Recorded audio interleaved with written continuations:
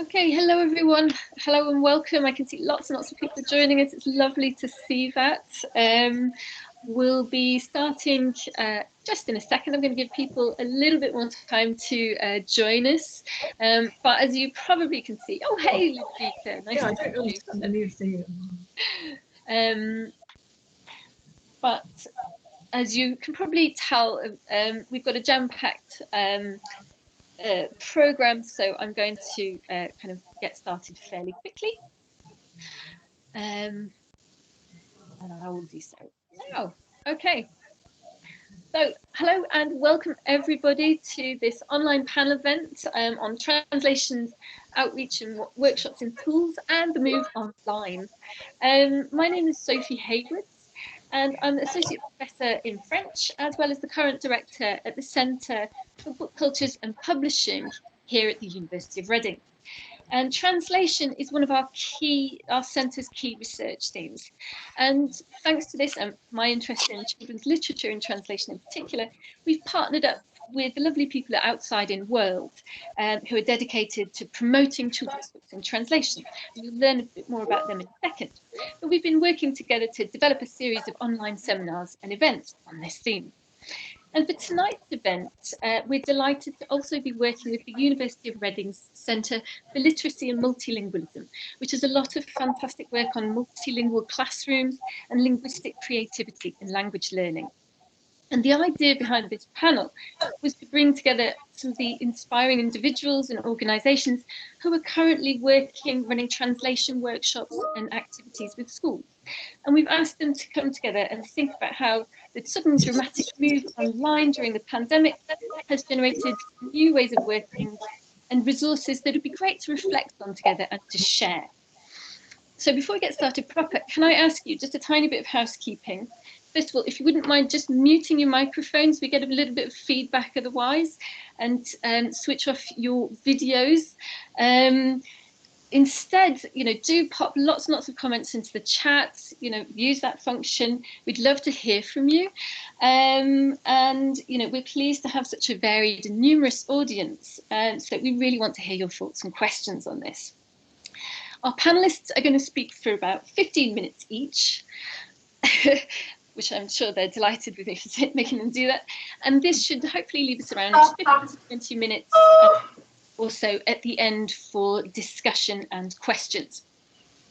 So it's my pleasure now to hand over to Patricia Billings, trustee of Outside in World and also a publisher for children. So thank you, Patricia. Thank you so much, Sophie. Hello to everyone from gingerly re-emerging New York City.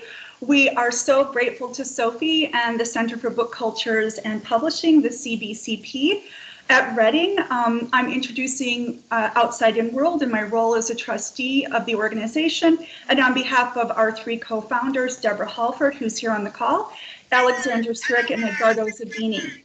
We are really delighted to partner with CBCP for this series of seminars. This second one co-organized with the Center for Literacy and Multilingualism, who we also thank. So this series furthers our mutual mission of cultivating deeper study of and education on translation, and particularly translated children's literature.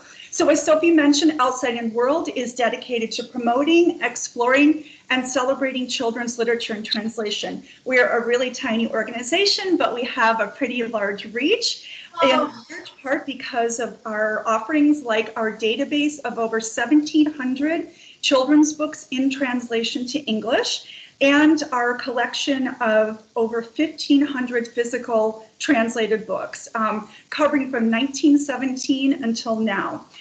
So we source, document, review, and advocate for translated children's books. We have a special section on our website for educators with all sorts of educational resources. So educators, please check it out. Sophie's going to post our URL at the end of the presentation. So go to our site and get those resources. I've been collaborating with Outside in World since 2005 as co-founder of Millet Publishing. We published a book, The Outside In Children's Books and Translation Guide, all the way back in 2005. So we've been on this for quite a while, and we're happy to see it grow. We've been collaborating with one of our speakers, Sarah Ardizzoni, who's one of our patrons, for a very long time. And Greet Paule, another one of our speakers, has been a longtime supporter of Outside In World as well. We're happy to meet everybody else and to learn from all. We are super grateful to all of you for being here. And who better than translators and people who advocate and curate translated literature to teach us how to make communication happen across distance, right? And across all sorts of, changes and barriers and, all of these things that we've been experiencing. Translators are experts at this, and we're so grateful to them for their work and all of those who curate and publish translated literature and promote it in different ways. And we're so thrilled to welcome you all here along with them and to co-imagine this world that we've created virtually and how it relates to education. Thank you. Wonderful. Thank you so much, Patricia. And now it's my pleasure to hand over to Claire, children's author and translator and academic as well. And she's going to be our chair for today. So thank you, Clémentine.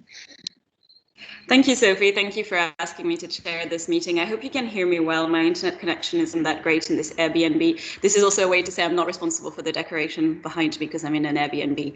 Thank you very much, everyone, for coming today. I'm glad you can be cooking or feeding your family or yourself while listening to talks about translation. I'm Clémentine Beauvais. I'm a senior lecturer at the University of York. I'm also an author and translator.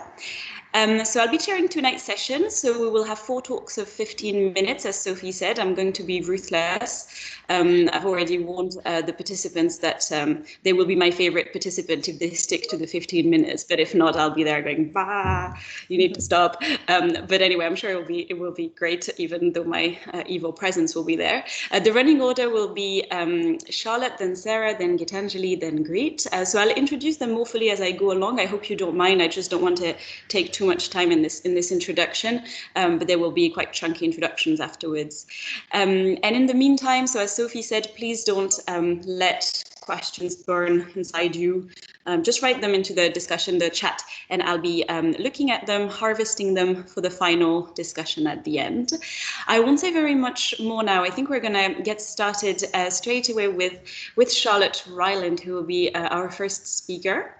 So Charlotte, hi, nice to see you. Hello. You are a passionate advocate for modern languages and for literary translation. And this translates into your different roles. You have many of them, jobs, positions, which add up to more than a whole life, I think. You're the director of the Stephen Spender Trust, which, among other things, facilitates the Translators in Schools training. I'm sure you'll be talking about that, and which organizes each year a poetry translation competition. You're a fellow of German at the Queen's College, Oxford, where you also orchestrate the Translation Exchange Project, which is a very inspiring initiative where undergraduate students are trained to give translation workshops, which they then deliver to local schools. I was very lucky to attend one of those. There were absolutely fabulous moments of encounters between passionate young people together, and encounters between them and also between literature and languages.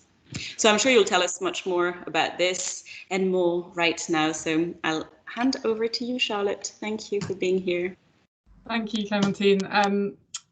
Just while I share my screen, I should say that of that list, I am not a fellow German at Queen's. That would definitely be push me over the edge. I used to lecture in German at Queen's, and I stopped doing that in order to focus on the translation exchange. But still very much based at Queen's College and doing lots of work there. Hopefully you can see my PowerPoint. Yes, excellent. Okay, so thank you so much for inviting me. It's fantastic to be part of this panel of some of my favourite people in translation and some of my favourite projects. I'm going to talk about, as Clémentine said, about 2 organisations that I have the pleasure and honour to run. The first is the Stephen Spender Trust, which I've been running since 2018. And the second is the Queen's College Translation Exchange, which I founded in 2018 as well, as it happens, and which is very much inspired by the work that had been going on at the Stephen Spender Trust before then. I thought that I would start by talking about what creative translation and translation outreach isn't, before we go on to talk about what it is.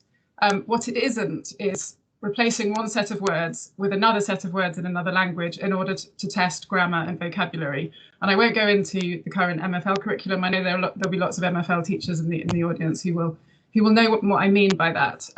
Instead, the way we understand creative translation at these two organisations is that it's a way of bringing culture and creativity into the classroom, in particular to MFL learners and to those who speak English as an additional language, as they're referred to within the education system. And it's a way of bringing multilingual culture to all pupils at secondary and primary school. It's also, and this is a bit of a hobby horse of mine at the moment, it is also a way of teaching language, of making language acquisition happen, whatever language that is, but doing so through culture rather than through any other means. And one way I've been thinking about this in particular recently is that what we do when we do this work is that we turn our learners into linguists rather than just into learners. So they're having a kind of full experience of being a linguist, and that's one of the things that I'm going to be talking about today. A final kind of element of what we do is about widening participation at university, not just widening participation of those who study languages at university, and definitely not only those who study at Oxford, but making it clear that languages and multilingual culture are for everybody, that they can enrich everybody's lives, and just making sure that everybody knows that that option is open to them and what that option can bring to them. So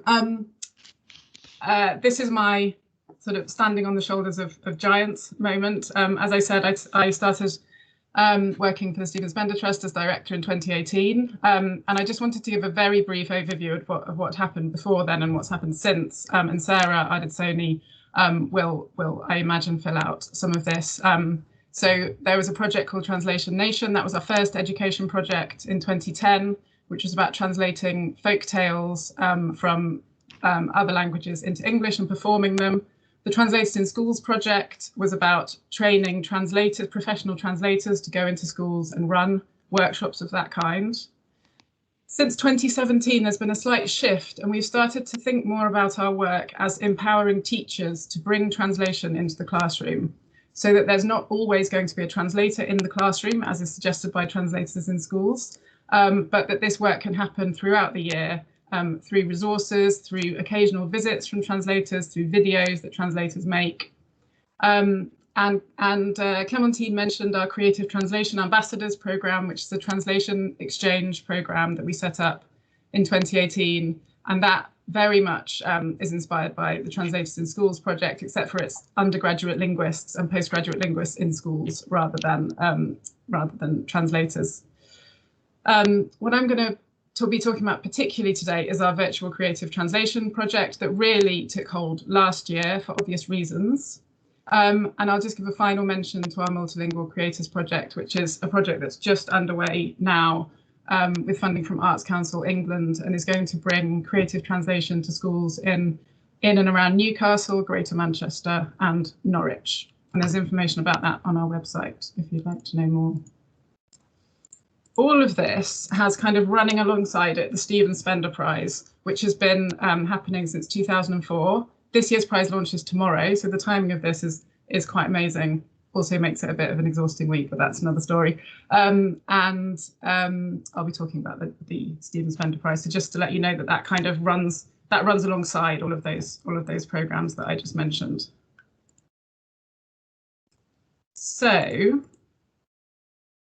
what I wanted to start with was sort of explaining how we came to do this work with translation, why we do it through translation rather than through other means.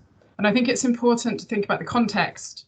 So language learning in this country has been in decline, certainly since 2004, when it became optional to take a language at GCSE. There are also certain intercultural problems in this country that we might come to later on, but I'm not going to waste any time talking about them now.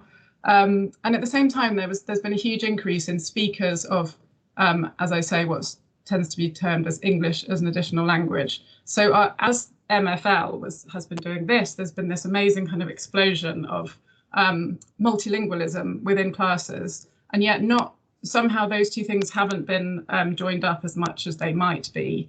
And I think it's joining those two things up that has really fueled everything that Stephen Spender Trust has been doing for the past 10 years or so. I think the third thing that's happened over the past 10 years is that literary translation has become a really vibrant field. And again, this is something that Sarah will exemplify as well as talk about, no doubt. And it sort of seemed odd that there were all these exciting things happening with multilingual literary culture in this country, and yet none of that kind of excitement was really making it into schools.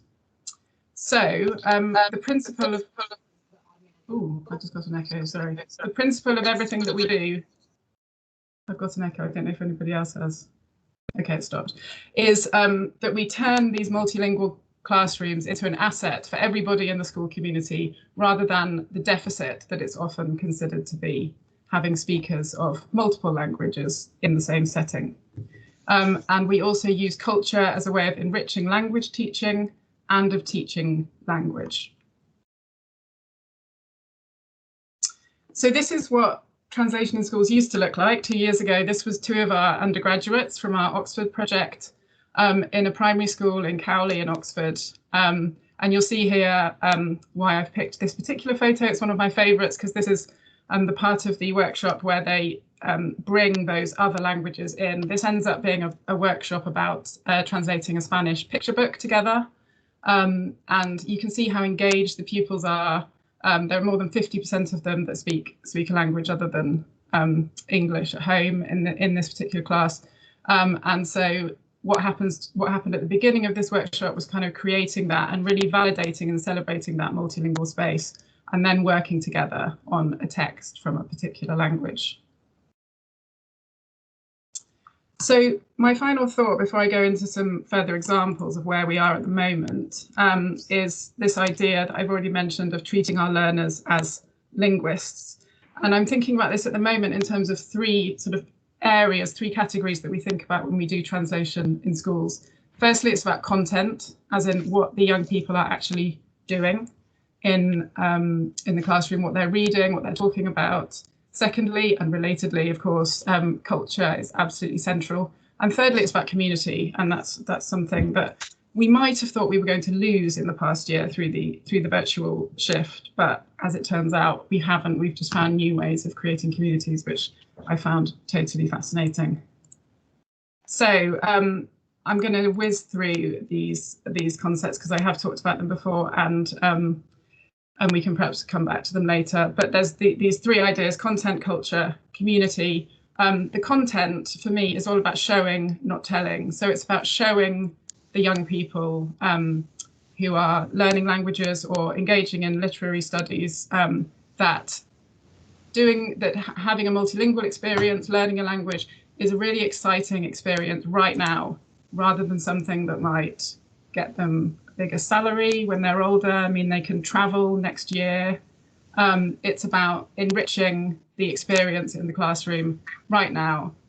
It's about bringing creative activities into the classroom and making them accessible so that children are reading books and poems in other languages from Key Stage 2 at the latest onwards. The culture aspect is probably the most obvious one, but the thing that I'm particularly interested in at the moment is how culture can become a framework for language acquisition, as you'll see on this slide. We know that translation is a great way of activating the literacy skills of inference and prediction. It turns students into language detectives, and it makes them really want to understand what's going on, and therefore they want to know what's happening grammatically and in terms of vocabulary. Oops. And finally, community. What seems so important to me, especially at the moment, is that learners of language feel part of a community that stretches through the generations and across continents, rather than engaging in an esoteric activity that only happens in the classroom. And I think translation presents the perfect opportunity for that, for building and sustaining that sense of community. And those last 2 points, visits and videos. So the translators in schools and our creative translation ambassadors projects are based in the idea that there is a visit either in person or virtual by a translator or a student of language, and finishing with that idea that it can be a video, that the person doesn't need to be there in the room, takes me on to the subject of today, which is how do we make all of this virtual? So last year we were lucky enough to get an emergency grant, a small one but a very helpful one from Arts Council England, to run a project called Virtual Creative Translation. And the first thing that we did with that was to establish something that we're still working on, and that my colleague Stacey is currently working tirelessly on, a database of texts that we know are good for creative translation, and that are available for translators and teachers. Because what we don't want to happen is that for every time a translator or a teacher wants to do something like this, that they have to start with a blank piece of paper, they find the book, they design the resources, and so on. We also at the same time developed, curated lots of poetry booklets. Here's a selection of languages that they appear in, and these helped young people in particular engage with the Stephen Spender Prize, which is a prize for poetry translation. And last year we had entries for that prize out of 80 languages, most of which came from the under 18 entrants. We also, as part of that project, switched what were supposed to be in-person workshops, translators going into schools, we switched them to virtual workshops. Teachers here might recognise this as a Padlet board, and you'll see here that we've got videos, worksheets, PowerPoints and so on, which the teachers then deliver. And we did exactly the same thing with our Creative Translation Ambassadors project. Sorry, I should credit here, that's Rahul Berry, wonderful translator and educator who is one of our translators at the Stephen Spender Trust.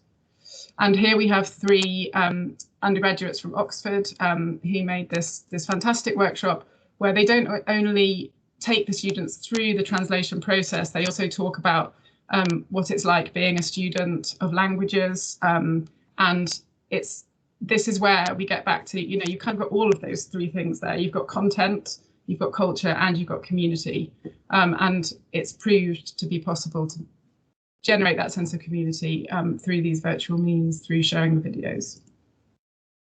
The Creative Translation Ambassadors project, which is the undergraduates going into schools, is currently happening in Oxford, Norwich, Sheffield, London, and we hope in the Northeast relatively soon. So if you are in any of those areas and would like to get involved, do let me know. And then the final thing I want to talk about is how we found that translation prizes have proved a really good kind of focus for these virtual resources and for these virtual activities. So we run 2 prizes. The Stephen Spender Prize is a prize for poetry translation from any language into English, and the Anthea Bell Prize for Young Translators is a prize for translation of various genres. And I think Clementine is going to start making faces at me. I can't see you, by the way, Clementine, so please just shout. So I'll just whiz through these last slides.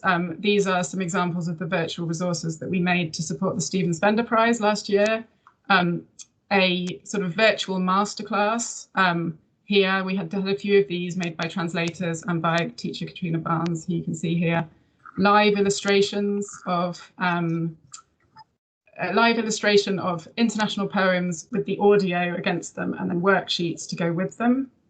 A project called Poems from Home, which is encouraging children who speak languages other than English with their families to kind of translate poetry together with their families, and a series of videos made by poets and translators about the sound of poetry.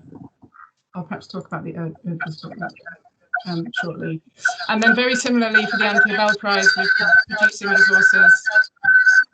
Some feedback. We've been producing resources which are,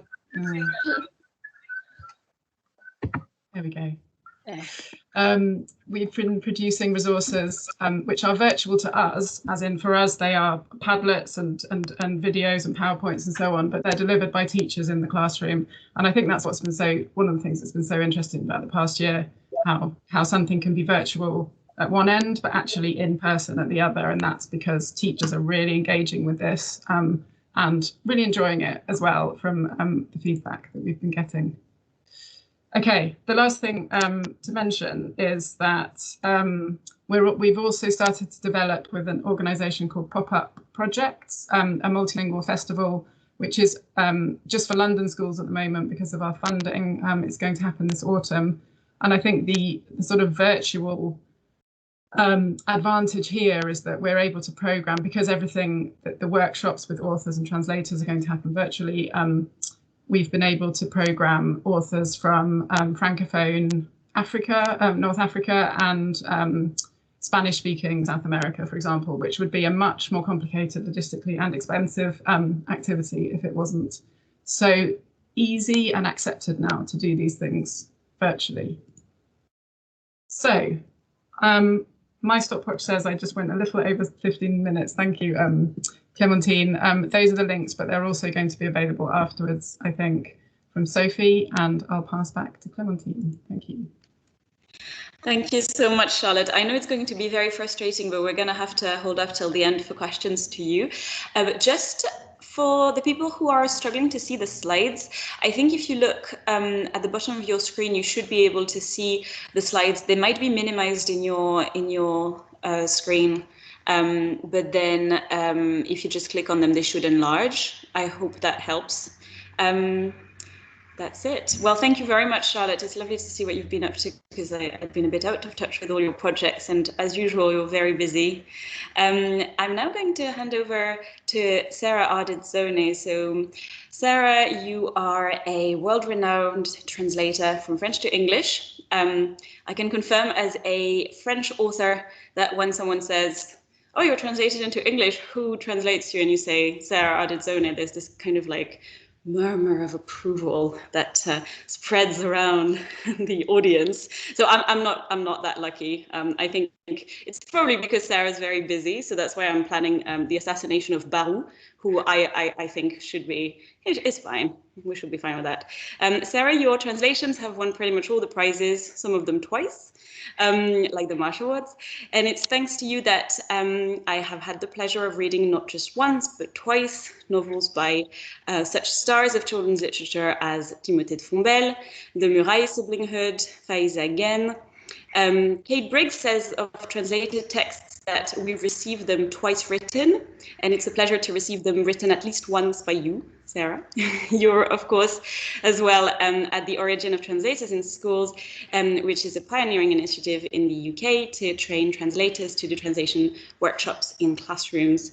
And as the figurehead of literary translation with young people in the UK today, it's an honor to hear what you've got to say on the matter. So over to you, Sarah, and thank you for being here today. Well, thank you so much, Clementine. I don't know what to say after that. I feel bludgeoned by extraordinarily kind words. Thank you so much, and it's wonderful to be here, and it's wonderful to be part of the dialogue on this panel. And I feel that my contribution needs really to be about sharing my experiences from a translator's perspective. I started going into schools back in the noughties at a time when writers and visual artists and performers were being welcomed into schools and gamefully deployed, but leveraging the skill set of translators was still a relative unknown. So this evening, I'm going to begin by sharing a very personal, in real life happening with you, and then we can think about how we bottle that for the virtual format. My main contribution is going to be taking you at breakneck speed on a whistle-stop journey from translators in schools to translation in schools, including my recent experiences around migrating translation workshops and interactions online. And then my closing section is going to highlight some of the online translation initiatives that I'd love to share with you. And I hope along the way to pick up on some of the points that Charlotte's raised about creative translation and our ongoing collaboration with creative translation in the classroom, and which I'm sure Gitanjali will explore further in relation to her work at Shadow Heroes.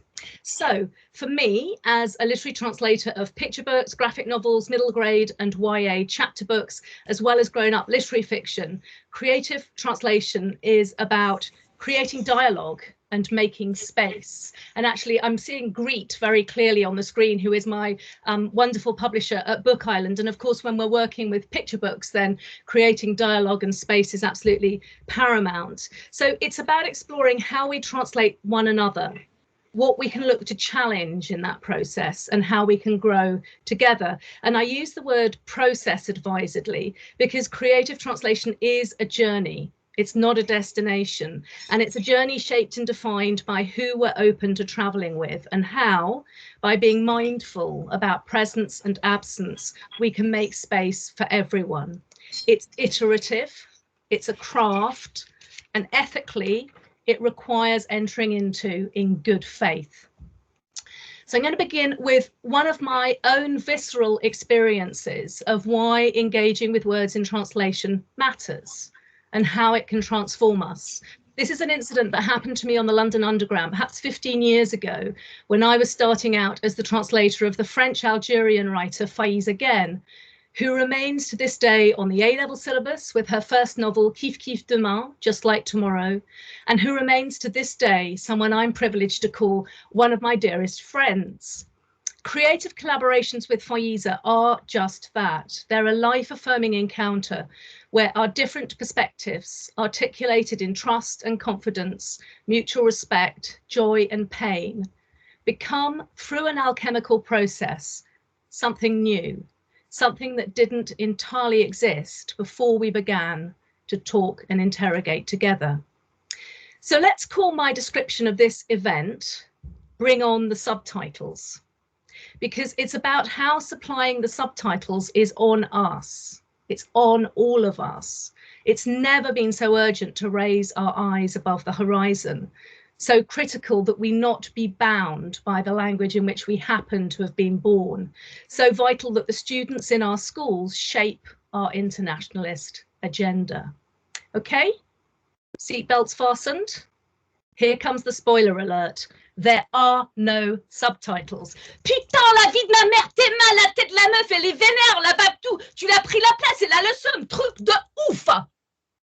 Camden Town, an extreme by London standards heatwave, and there are signalling problems on the Northern Line. I'm clutching a manuscript, my translation deadline so tight, I factored this journey into my editing schedule. When a train finally screeches in, I'm beaten to the only remaining seat by nanoseconds and a youth. Low-slung jeans, on-point apparel. I'm being selfish. I know I am. Yes, I'm considerably older for real, but still, I have no more claim to that seat than he does. But it doesn't stop me from sulking or giving him the eye, which is what prompts his friends to speak up. They're on a roll now. You messed up there, bro. She's not looking happy, not one little bit, except they're talking in the Arabic, West African and Romani-inflected backslang, or verlan, which means backwards, l'inverse, expressed backwards, verlan, of France's high-rise suburbs. They riff until I pitch in, ouais, parle français, c'est aspirine, et verlan aussi. Eyes pop. Parallel universes collide. They had no idea I could provide my own subtitles any more than I know their hidden superpowers.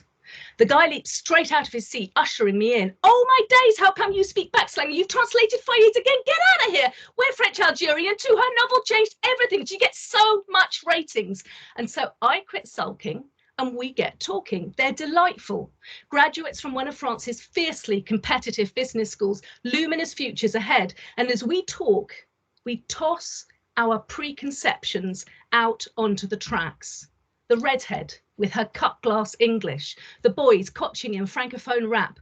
Neither party is as they present or what the other have bargained for. Human beings rarely are. This is the joy of live encounters. They are powerful and they are transformative. Translation is a place where we can meet without prejudice, or, as the writer Ali Smith put it so brilliantly in her national conversation piece at Southbank back in 2014, how do we know anything ever if we don't look beyond ourselves?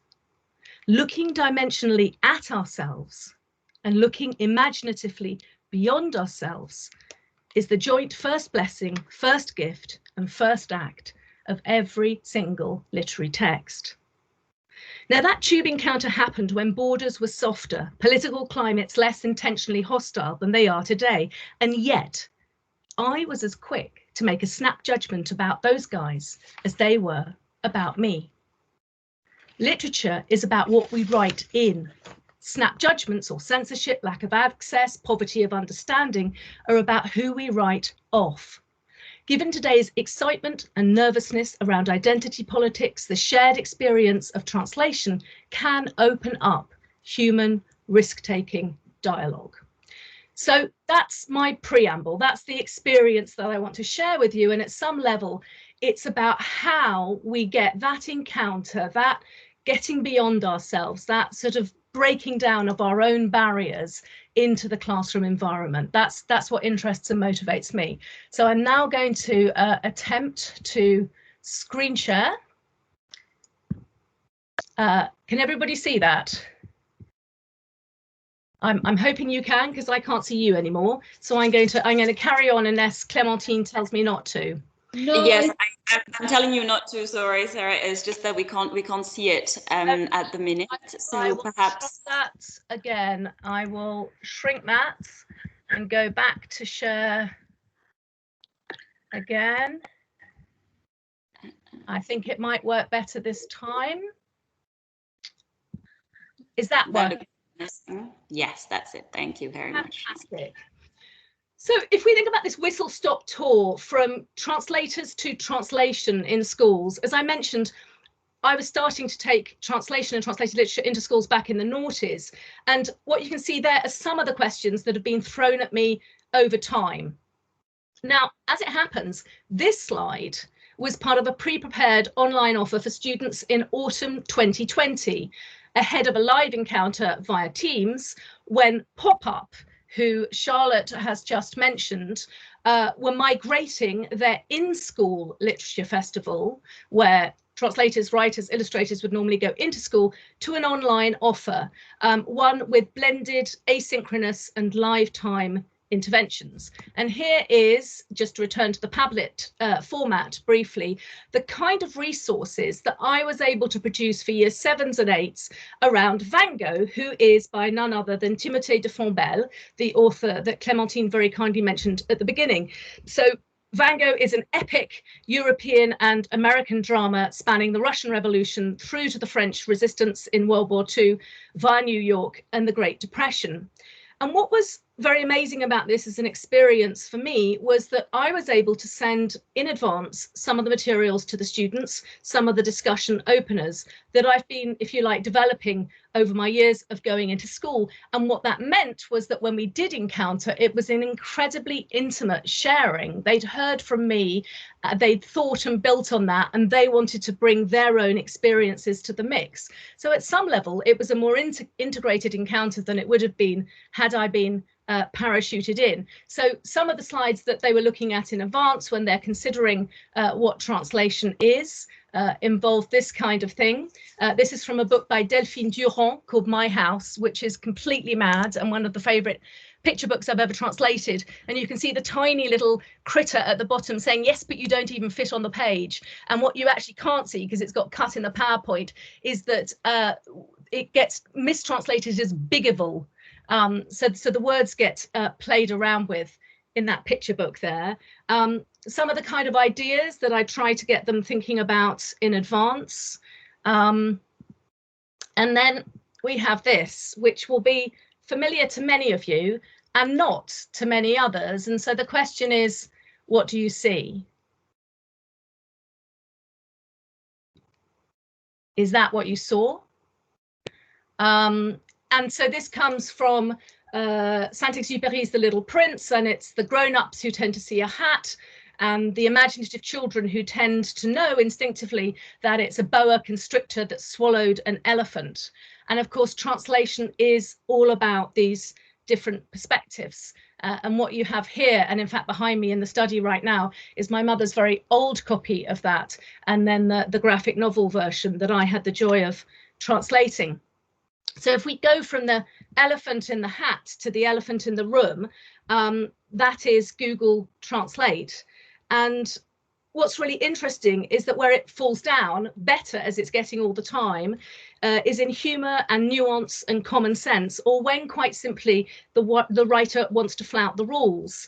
And writing in a literary way is all about bursting with voice and ripping up the rule book, whereas Google Translate is predicated on prediction, which in turn relies on data mined from the rule book. So there's a very interesting clash there. And there's a game that I created with students a few years ago, where in the top left-hand corner, we deliberately created one of those flouting the rules sentences. So this was a collectively created sentence. Once upon a time, there lived a strange old woman who had warts on the end of her nose and a cranky three-legged dog in her back garden. That was what came out of our little game in the classroom, and we fed it through Google Translate and we punched it into a range of languages, copying and pasting, and came out with, once upon a time there lived a woman has warts odd years too late, eccentric noses and 3 dogs standing in his garden background. And exactly that point that Charlotte was making, that all of a sudden the students have a very real text with which to flex their grammatical knowledge. It's no longer a theoretical thing. They really need to talk about the why the pronoun, for example, the possessive, is wrong there. And another nice linking in this case, I was still telling the students at the Pop-Up Festival about Timothée de Fontbelle. It's a collaboration that goes way back to very early workshops that I was running with Outside In World, incredibly imaginative and well-funded workshops that, in this case, a book that had an eco theme and that was about looked after children, we were able to take Timothée and myself to the Eden Project in Cornwall and to work with looked after children on this project. So what a genesis these sorts of workshops have been on over the years. And as Charlotte's mentioned, there is a forthcoming multilingual literature festival with Pop-Up, which is now, I believe, being moved to the autumn. And there will be links at the end from Sophie for anybody who'd like to get in contact with Tim Stanton, the education manager, to find out more about that for their schools. And Pop-Up is also running in June a free offering workshop series with various writers and illustrators. And I think I'm doing something for that as well. Okay, just to pull back a moment and look at the theoretical background, if you like, behind this. So really, Charlotte's slide, the squiggly sort of S-shaped one, says much of what you need to know. Her predecessor at the Stephen Spender Trust was Robina Pelham-Byrne. And Robina and a wonderful man called Dr. Sam Holmes and I created Translation Nation. That was about seeing 300 plus languages spoken in schools across the country as an enormous undertapped asset with huge creative and collaborative potential. It's a project that's very much about pooling linguistic repertoires and taking the linguistic skill set you already have as the key tool for code cracking and discovering and making sense of the languages that are new to you, the languages that you don't yet have. And from Translation Nation, we realized that there was a need to train more translators, hence translators in schools. And from there, the move towards creative translation in the classroom and towards empowering teachers, as Charlotte's already outlined. Much of that journey is in a chapter in this book. So in part 2, which is early childhood and primary education, chapter 7 is one that Sam and I wrote, and that's called Translators in Schools Valuing Pupils' Linguistic Skills. So you can find out more about that journey there. And also keying into that theoretical framework, if you like, Sam is also involved in King's Hub for Education and Language Diversity, otherwise known as HELD. And they are going to be offering a 3-day July summer school this year on language, education and linguistic citizenship. And if you're interested in finding out more about that, so very much from the multilingual perspective, then you can email Melanie Cook to find out more about that. And again, that will be in the links. If I hop back to my work with Charlotte at the Stephen Spender Trust for a moment, back in autumn, which seems a lifetime ago, I needed to train up translators to work on creative translation in the classroom with a workshop that's always been really visceral and spontaneous and messy and involved cross-dressing, music, bits of paper flying around as we predict story sequences. And I was terrified, really, at the prospect of how we would get this project up and running online in, if you like, a sort of odorless atmosphere. And yet, it did work. It required huge preparation. I felt as if I was living my life in stop animation as I prepared for it. And Charlotte said to me, well, we'd always thought that translation workshops needed to be collaborative.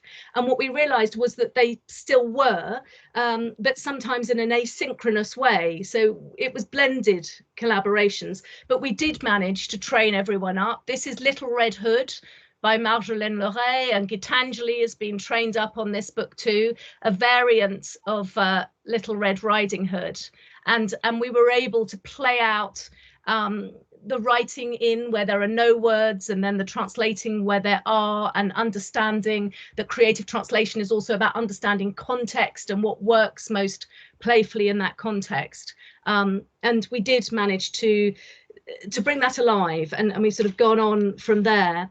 Another point, of course, that's very obvious is the geographical democratization. Sarah, I'm really sorry. I need to ask you to wrap up, unfortunately, because you probably can't see me, but we've okay. I will shoot through. So I've been mentoring someone for the National Centre for Writing in Blackpool. The geographic democratisation has been fantastic.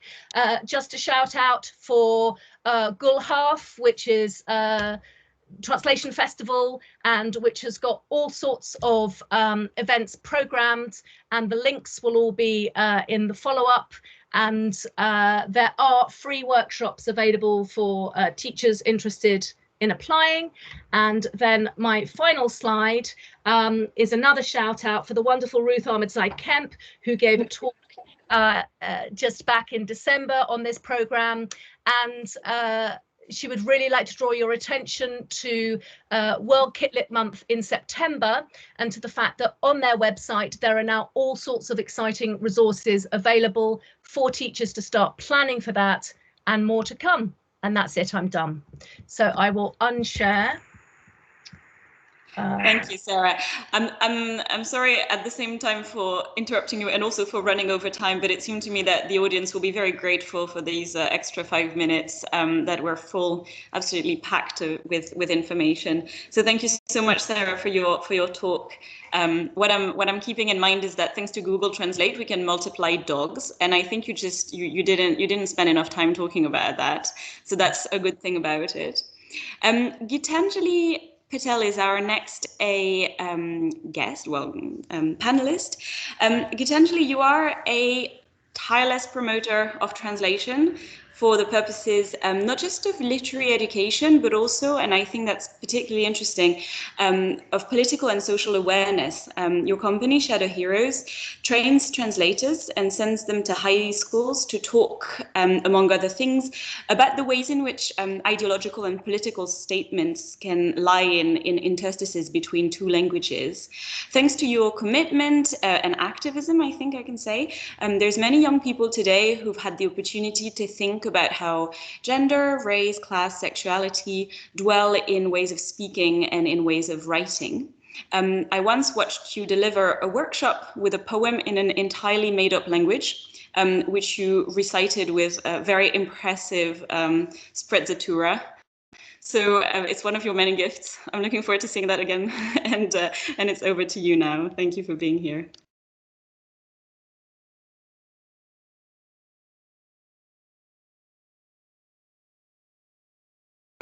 Hello, thanks so much, Clementine. I'm really thrilled to be here alongside such amazing women and such brilliant initiatives, and it really is quite an exciting moment to be able to talk about Shadow Heroes alongside all of these exciting projects that are happening. I just want to heads up that I can't really see anything. So apart from hopefully a presentation soon,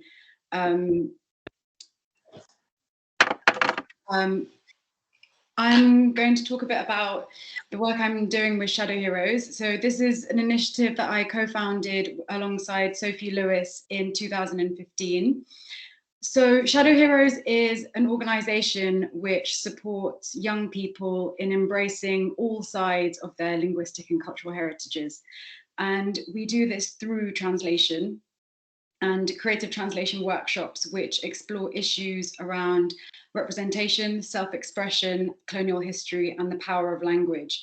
So inspired by Sarah, I'm also going to talk about, I suppose, my own experience of learning languages at school and how that fed into Shadow Heroes. I mean, so I grew up bilingual and I went on and studied modern languages at school. I studied French and Spanish at school, and then I did Spanish and Portuguese at university. But it wasn't until after university that I even brought up the fact that I was bilingual and that I spoke another language outside of the school environment. And this is quite a common experience of students or young people that have knowledge of other languages that aren't sort of given space within classroom environments. And so I suppose Shadow Heroes has come about because we want to address the fact that formal language learning, it doesn't currently reflect the dynamic, fluid, and varied reality of language users. The focus on Western European languages at schools creates a perceived hierarchy, meaning many young people learn to value these languages over others. Also, the national curriculum has a long way to go before it reflects the diversity of contemporary society. For example, the biggest UK exam board for English, AQA, which accounts for nearly 80% of all GCSE English literature entries, doesn't feature any books by Black authors and only 2 books by ethnic minority writers. So this is where sort of translation comes in. So we have trained and now work with a collective of 14 translators, writers, and poets who design and deliver workshops which are rooted in the linguistic realities and experiences of our young people. To date, we have workshops covering 16 languages, which are Arabic, Bissau-Guinean Creole, French, German, Gujarati, Hebrew, Hindi, Indonesian, Japanese, Polish, Portuguese, Punjabi, Russian, Spanish, Turkish, and Urdu. And we're interested in translation because we believe that it can help students think critically about what they read, watch, or listen to. It can teach them a series of specific techniques which will understand the impact of their writing or translation, spark their curiosity, encourage questioning, create spaces to work together and solve complex problems, which we will all come to in different ways.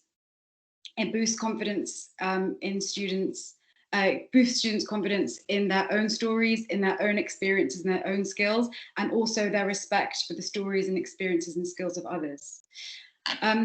So I suppose thinking about what happened during COVID is that, so we moved online and we took the opportunity to train more translators and think about what some more of our workshops that we offer for students. So we trained 9 translators over COVID, and the most recent training was for our project, which was called Exploring Race Through Translation. So this project aimed to use translation as a way of exploring concepts of race through different contexts, languages, and perspectives, offering students a space for in-depth and nuanced engagement with race, as well as developing anti-racist frameworks for the classroom. So the move online meant that we could have training sessions that spread out over a longer period of time. It meant that we had time to go deeper into the issues and think carefully about how we would explore these ideas with students. We also ran some workshops online, which I'll talk about in a sec. But I suppose the best sort of way of explaining our work is by giving you some examples of our workshop. So could I have the next slide, please?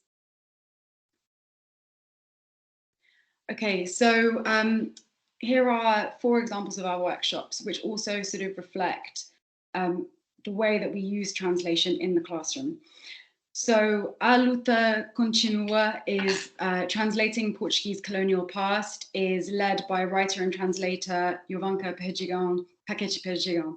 This workshop asks students to compare accounts of the colonial experience in Portuguese Africa by translating 2 songs from Portuguese and Bissau-Guinean Criollo. And the aim is for students to come to see translation as a tool which enables us to have a richer understanding of history. Then we have Jugni Goes to the UK, which is a workshop led by translator and writer Kavita Panot.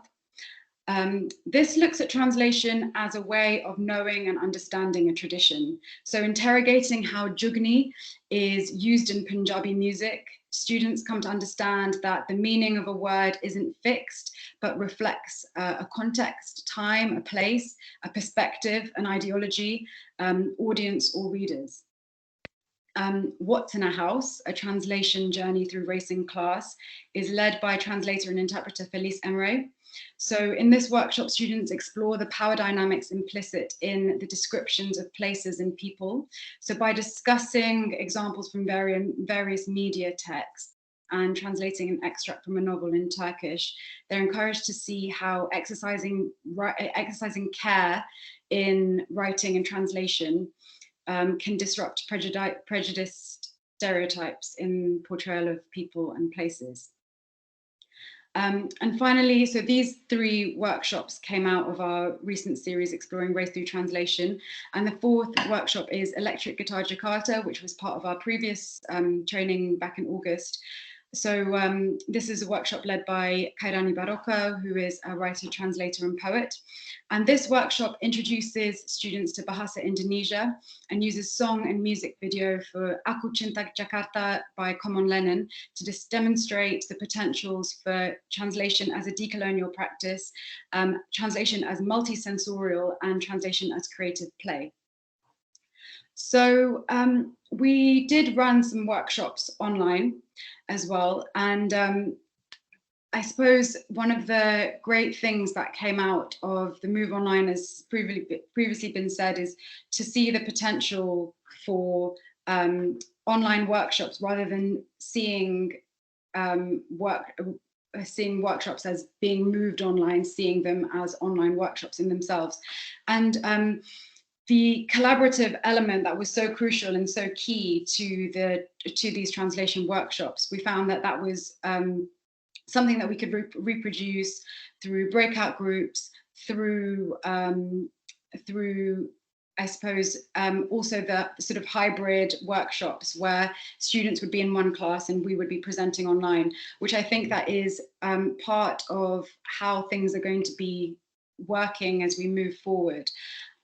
We found that the new opportunities with translators, as I mentioned before, but the new opportunities for collaboration with teachers were also really plentiful, in the sense that we usually work very closely with our teachers, with our liaison teachers, to tailor our workshops to particular student groups. But where workshops are online and students are all in one place, this is meant that we are able to engage teachers in the sort of facilitation of our workshops as well, as they are with the students facilitating and we are sort of presenting online. We found that there was a lot of great things that came out of the exploring changing spaces. So for example, we would use the space of the online space for instruction and discussion, and then students would be working collaboratively in groups in person and then presenting online. So one example I have, next slide please,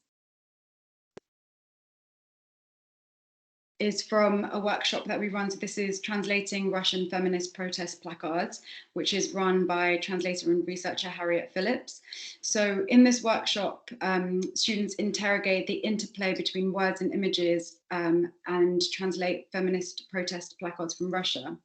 So in this workshop, students worked in groups in class. They were in the same place, they worked together, and then they presented online.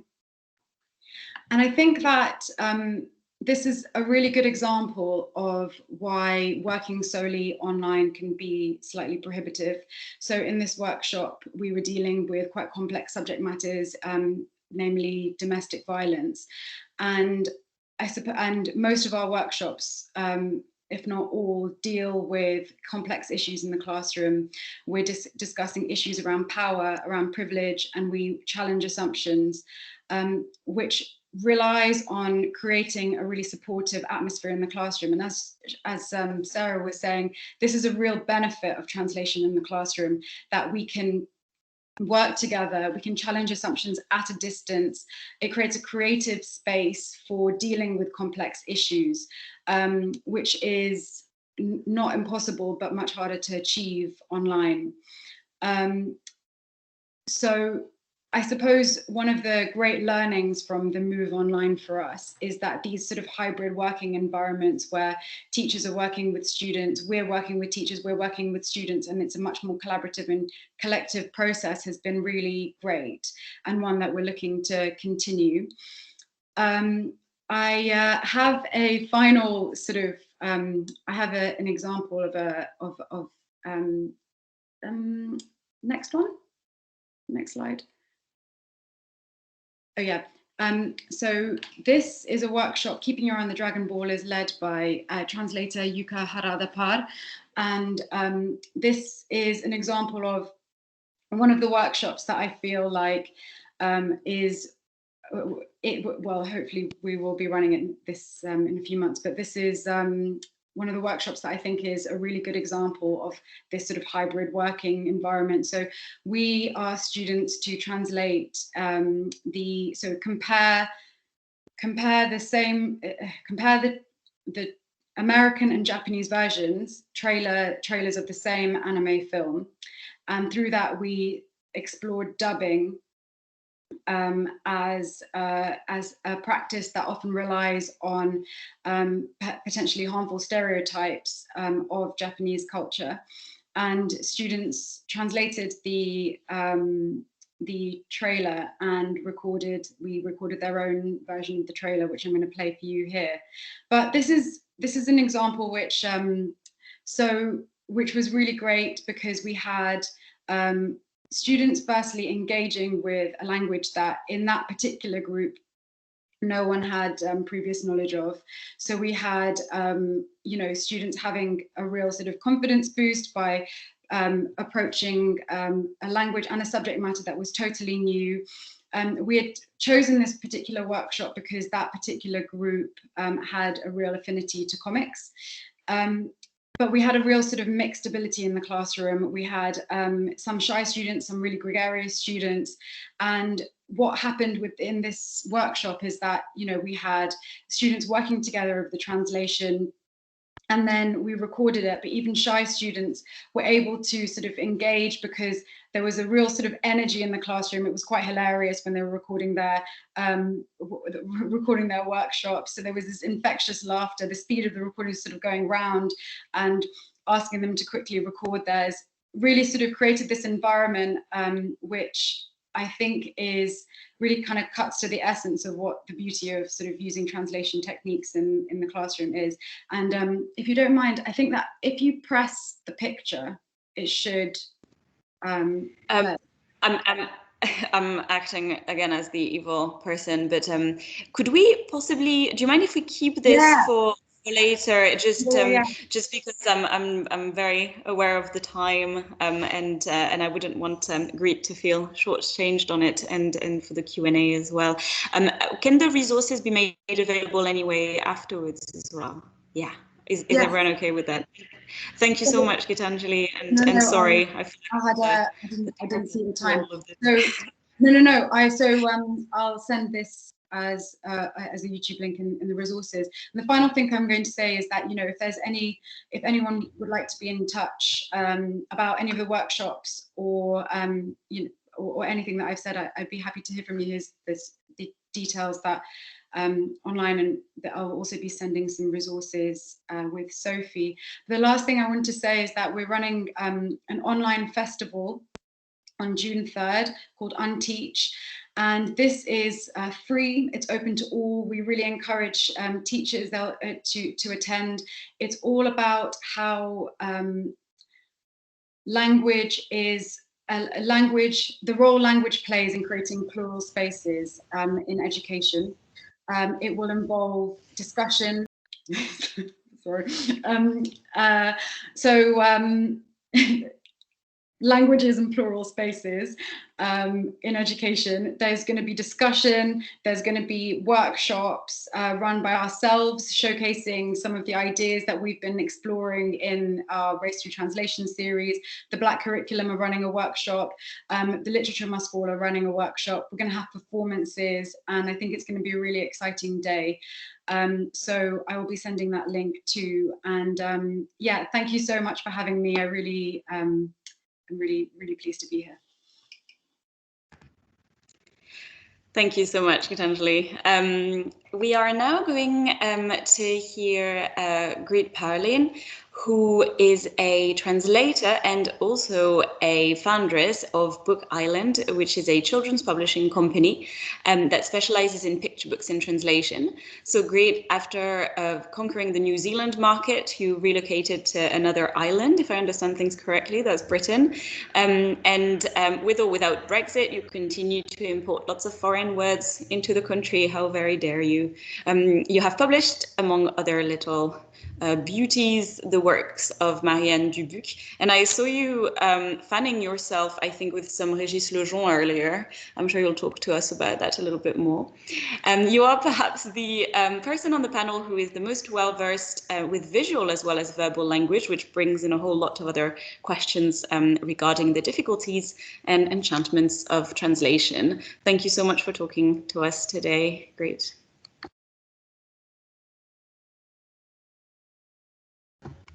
You are still on mute, I believe, unless it's just me not hearing your voice.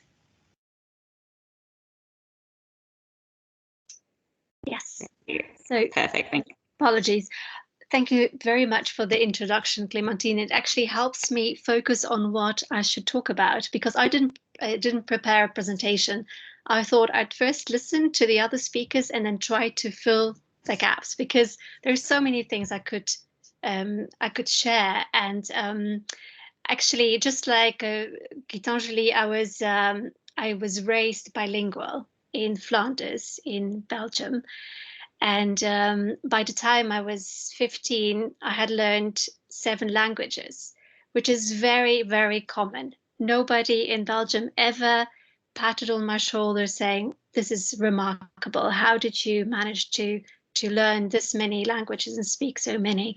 It was only when I left for New Zealand that suddenly I realized that I was actually multilingual and that I could do something with these assets, these linguistic assets. And that's when I started Book Island. I also realized that very few picture books were being translated into English. While in Europe, you'll have up to 30, 40, 50% of the picture books that are shared in other languages. So I felt there was a gap in the market. And that's when I started publishing picture books that I knew from home. Now, since 2012, since I started Book Island, I've published 35 books. And tonight, I'm only going to share 3, the latest 3, which, let me just maybe start with The Garden of Inside Outside. It's a very special book because it was translated by Sarah Ardizoni, one of the speakers tonight, and illustrated by Régis Lejeune, as you just mentioned. This is one of the 3 books in our European children's fiction project, which was co-funded by the European Union. We were the last children's publisher in the UK that received funding, co-funding, before we left the Union. A very sad moment for myself, and also I think for many people here tonight.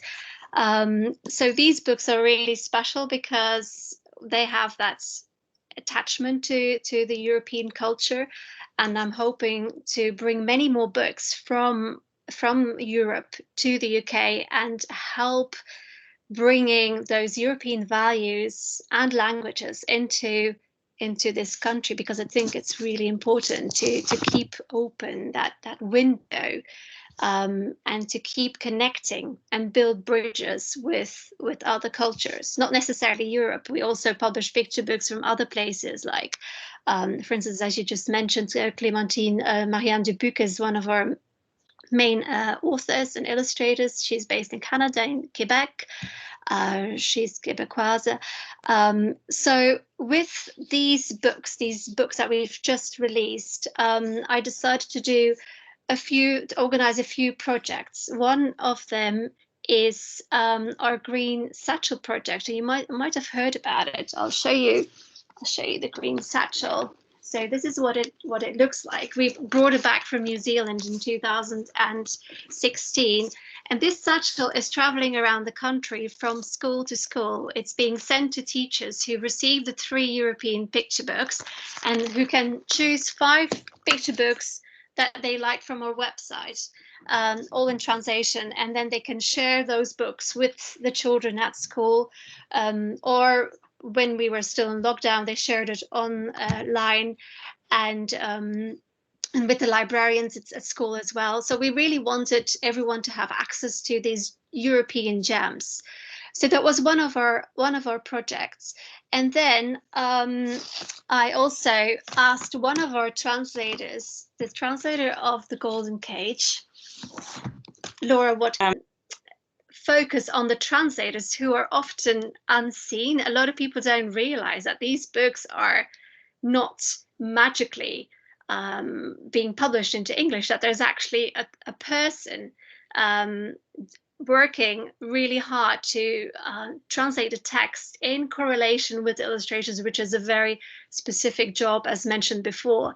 So with Laura, we managed to bring that to life. You can find all these resources on our website, and you'll find that in that information sheet that Sophie will share with all of us afterwards. So now I know I don't have much time, so I will skip a little bit and I'll go immediately to a new project that I want to launch soon. And it's focusing on our first translation from Spanish. The book we'll be working with is, can you see this well? Because it's a bit shiny. Así es la dictadura. And it's been translated into English by Lawrence Schimmel. He worked very closely with me on this book, and it's a very special book because it's non-fiction and it's about dictatorship. We felt that after 5 years since the publication of this book in Spain, the UK was perhaps ready for this rather challenging topic. We felt that the political climate was warming up to receiving a book about it for children. It's a book for children and for adults. Now, what's really wonderful about this book is that the text is quite simple, so it can be used in secondary and maybe also primary schools. As you can see, we have lots of beautiful illustrations with just a little bit of text here at the top or sometimes at the bottom. And I personally don't speak Spanish very well, but I can read it and I can understand it. So I think it can be very suitable for secondary school level. What I want to do during this workshop is show students and also teachers what publishing in translation actually looks like, what it involves, how many people are involved. It's the author, the illustrator, the translator, we have an editor, the publisher, we have a graphic designer, and eventually we go to print. A lot of children don't know this, but a lot of adults actually don't know about this either. So with this workshop, I want to show students how many exciting jobs there are in publishing. You could be so many different, you could be a translator and a publisher in one person, just like me. So what we're going to do is introduce the book to the students in a pre-recorded workshop. pre-recorded session, I might invite Lawrence to talk with me about the book, about the context, and then we will invite the students and the teacher to translate it for us and send us the edited translation. When they're finished, we will have a live session where I will help them place the text, the translation into the artwork. That's always really exciting. And I know Sarah, you've never seen me do it, but it's so satisfying to receive your always perfect translation and then just place that in the original artwork and see your translation come to life. Like I did it recently for your latest translation. Sarah has actually translated 7 books for us. Is that correct? Or 8 maybe. So this is what we're working on at the moment. Un des trois à l'école by Marianne Dubuc. Sarah translated that as Ready Steady School, and the book is going to print next week. Now, this is a book. Sorry for jumping to a new book, but it's a very similar setting. So we have a lot of text, a lot of text boxes that Sarah very carefully has translated line by line, and then you poured it into a Word document, right? On the left, it was French. On the right, it was Dutch. Now, this can be very difficult for the editor who often doesn't speak one of the 2 languages and has to place that text in the right text box. So as a publisher, I now do this myself.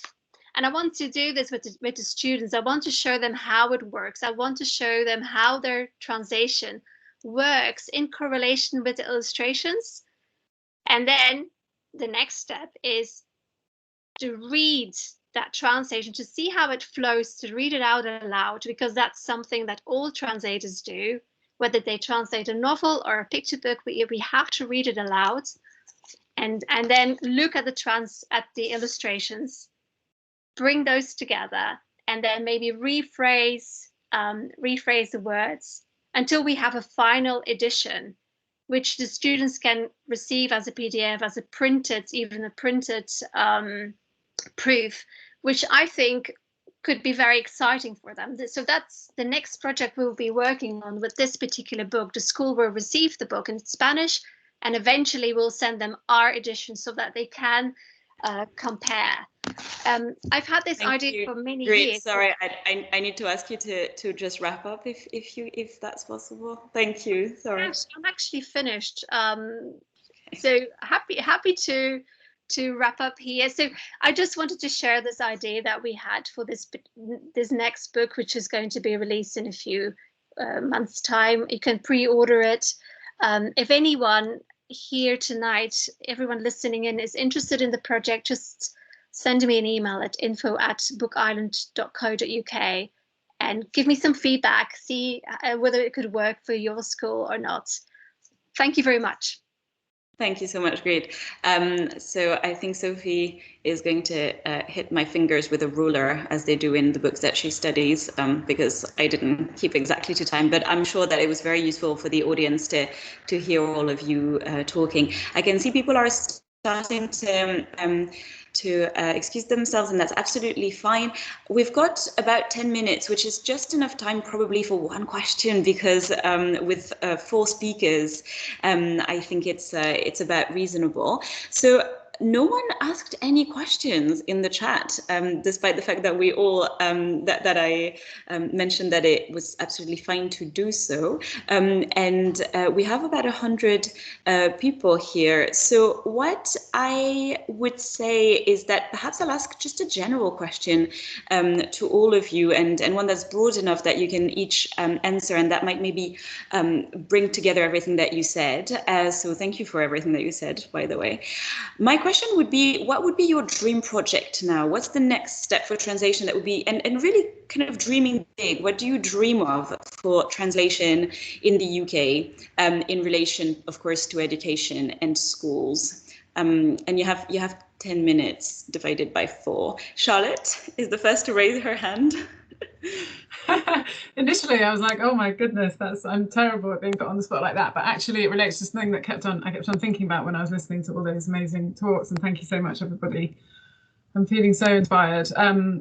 is the cross-curricular question. And so my dream is, on the one hand, to continue to enrich modern, what's currently called modern foreign languages on the curriculum, but also to work on projects that get multilingual culture out of that silo, and Gitanjali's work is so interesting in this respect, get into history and geography and English,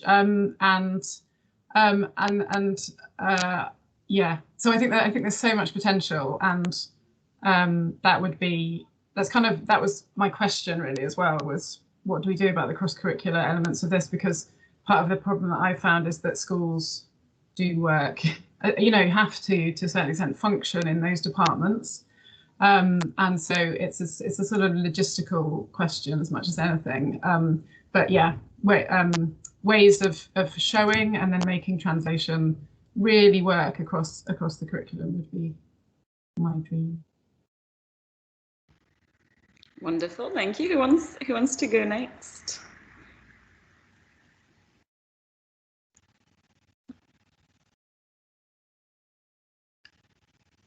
Well, Gitanjali? Oh no, Greet, sorry. Yeah, go for it, Greet. I can say something, but I've been thinking a lot about translation workshops in the UK, and I feel that first we need a revolution in the language indication field.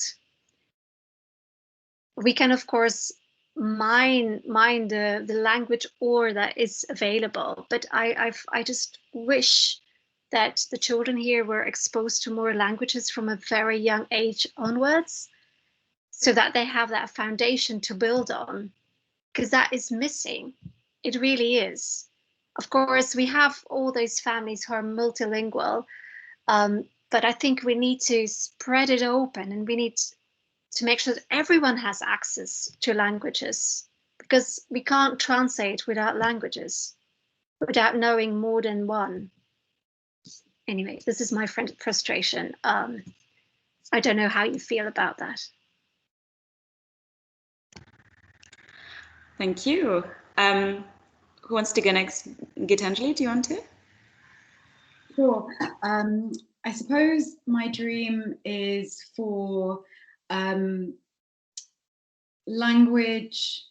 languages being taught in a way that is rooted and comes from students' own understanding of language. So there's an element of seeing how, at the moment, languages are taught in a way that students also learn.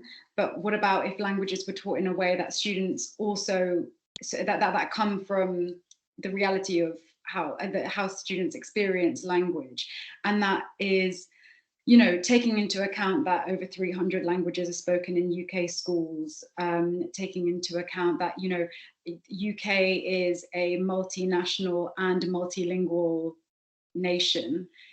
The fact that, multilingualism isn't something that exists far away from the UK, but exists very much in the UK, where there's 11 indigenous languages used in the UK alone. So reframing how we think about language would be, and therefore how we teach language, and how we learn languages would be my dream. But also that ties in with what Charlotte was saying about breaking open these subject boundaries and seeing that language actually doesn't exist in a silo, but is something that sits alongside, it's a humanity in itself, and that sits alongside all of these other, and intersects and informs all of these other subjects as well.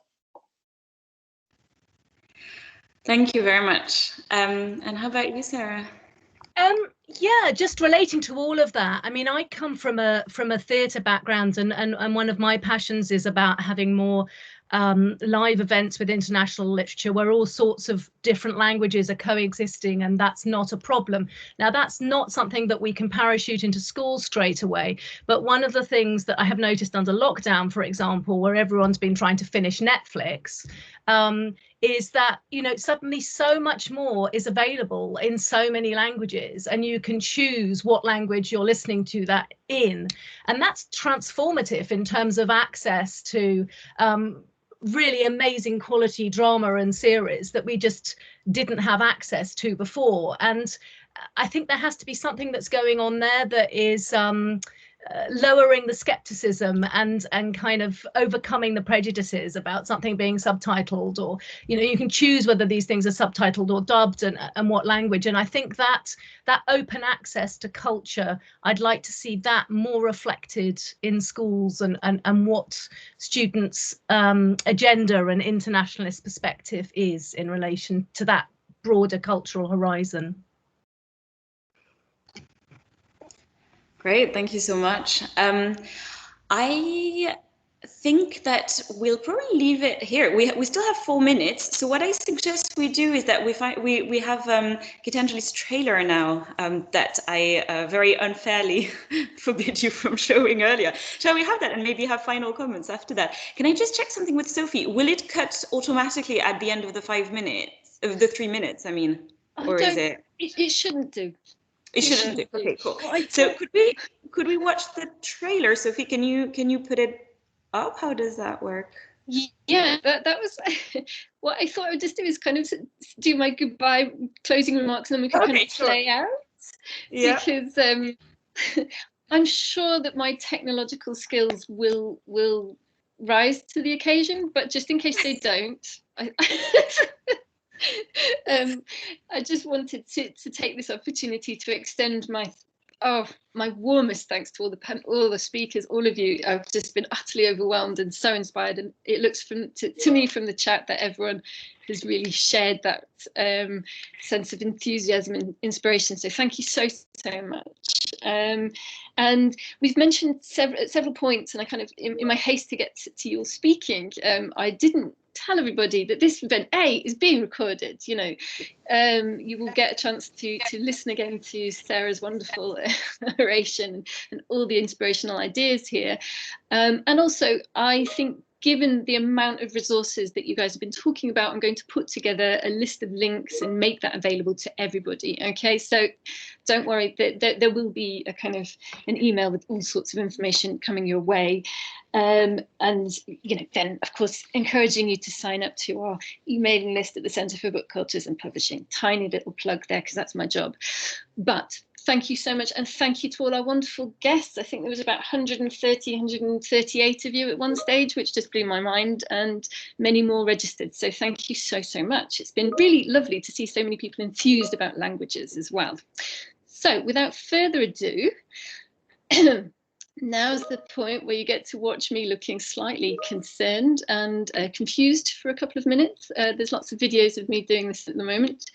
Did I make your life really difficult, Sophie? I'm sorry. I just thought it might be like a nice kind of end of party credits or something. But if it's too complicated, the link is also now in the chat, so that might be easier. I'm afraid I can't help because we don't use Teams in my university, so I would probably break the internet if I tried to do anything.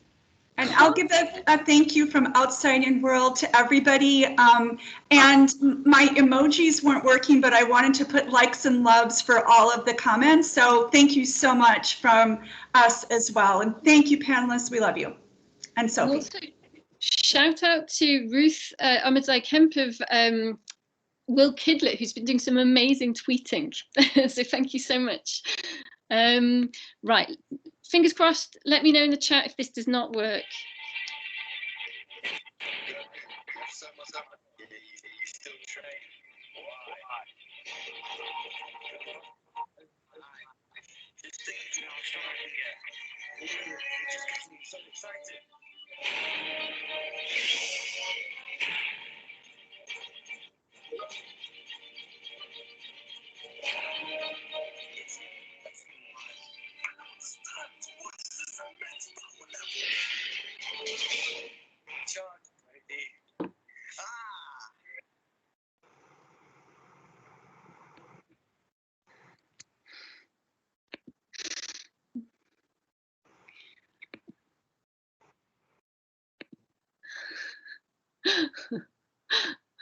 I think I might have broken my computer. That's okay, sorry, I made it very complicated, but you can all go and watch the video on there. Thank you so much, everyone, from me as well, and good luck with all your translation projects. Yes, thank you so much. Thank you. Bye. Thank you. Bye. Thank you, everybody. Thank you. Thank you. Bye.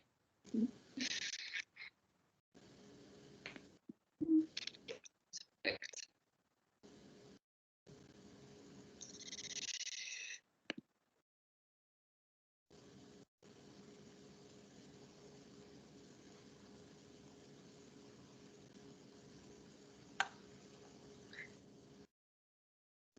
Bye, great. Bye. We're stuck here. I've never stated last. I always do. To make sure nothing weird happens, yeah.